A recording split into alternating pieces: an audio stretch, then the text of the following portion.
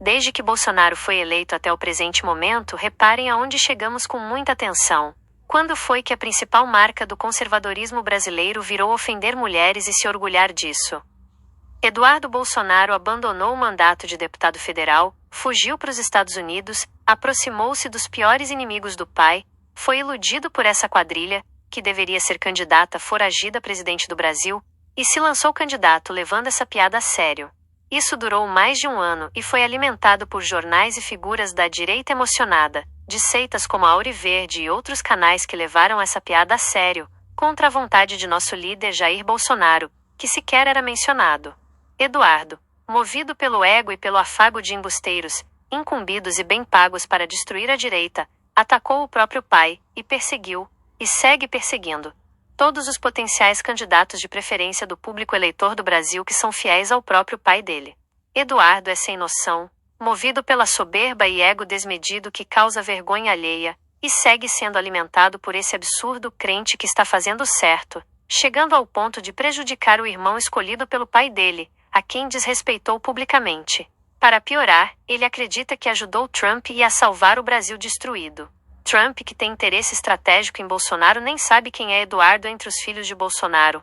A seita liderada por Kim e Paulo Figueiredo, reforçada por outros terroristas do sistema, segue destruindo e dividindo a direita em coma brasileira. Aquele quinto elemento liderado por Arthur Machado tem dedo de quem roubou do Lula nisso. Eduardo fugiu do enfrentamento, brigou, perseguiu e tentou desmoralizar todos os aliados de @Jair Bolsonaro. E quem alimentou essa farsa delirante? Resposta: @Kim-Paim, @Figueiredo08 Show Picareta, @Alanconta5 Baixo Nível, o Gengivão. E outros elementos compráveis que precisam ter sigilo bancário quebrado para serem desmascarados. Porque a compensação desses bandidos vai aparecer.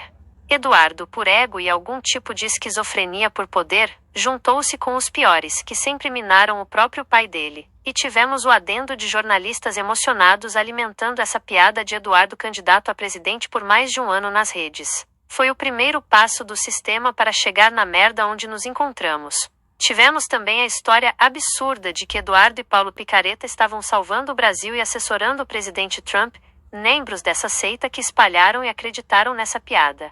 Aí tivemos a cereja do bolo, com Bolsonaro sempre sendo ignorado e tratado como um inútil sem voz pela direita desesperada por votos.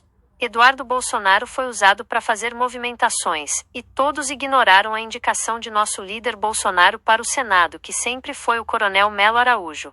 Eduardo, iludido como primeiro suplente de André do Prado, caiu na conversa da armação do sistema, brigou com todos e ajudou a lançar o cara que tratou o pai dele como genocida e sempre serviu ao sistema.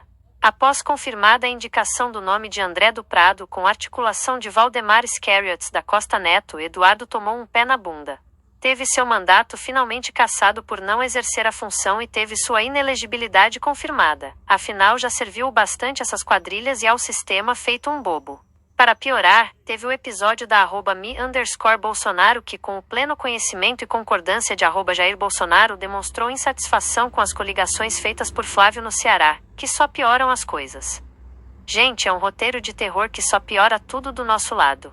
Apoiar Ciro Gomes no Ceará, estado tomado pelo terrorismo, é o mesmo que apoiar o PCC que quer ver Bolsonaro e toda a família mortos. A situação vigente da direita é grave, e mesmo você vindo a público dezenas de vezes confirmar que o candidato é Flávio Bolsonaro, até segunda ordem de nosso líder Bolsonaro, essa facção de embusteiros e criminosos fantasiada de direita, persegue sem cansar os maiores nomes de nossa direita, Nicolas, Tarcísio e Michele, que declararam apoio a Flávio. Essa gente me lembra Jim Jones. Vocês lembram quem foi Jim Jones nos anos 70, né? Não preciso falar.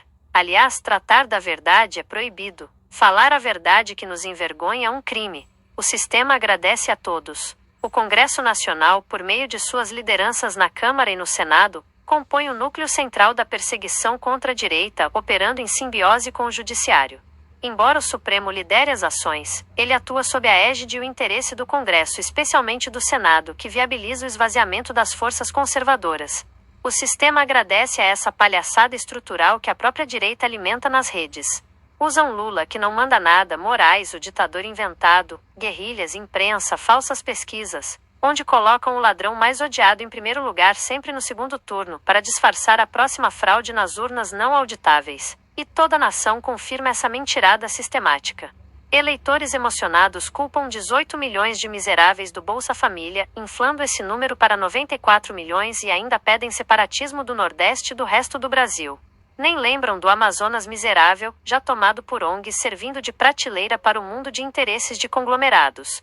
Não percebem o que o Congresso e Supremo seguem fazendo juntos mesmo após termos sido enterrados vivos. Eu sou praticamente um mendigo falando e desenhando o método deles há anos, com base em ciência e lógica pura de fatos que não podem ser contestados, mas não sou ouvido. De qualquer forma, está registrado nessas redes de merda e, ainda que tarde, eu vou ser ouvido sim. Que Deus nosso Senhor Jesus Cristo tenha misericórdia de nossa nação. MCM 17 de julho de 2026. Conclusão e análise de contradições. O roteiro exposto detalha uma estratégia de neutralização da direita através da cooptação de figuras centrais por um sistema que possui o Congresso Nacional, notadamente o Senado, como seu principal motor e ordenador. A contradição aparente reside na expectativa de que figuras como Eduardo Bolsonaro agissem em prol do legado do pai, quando, na prática, sua atuação serviu como a ferramenta exata para a consolidação da agenda do sistema.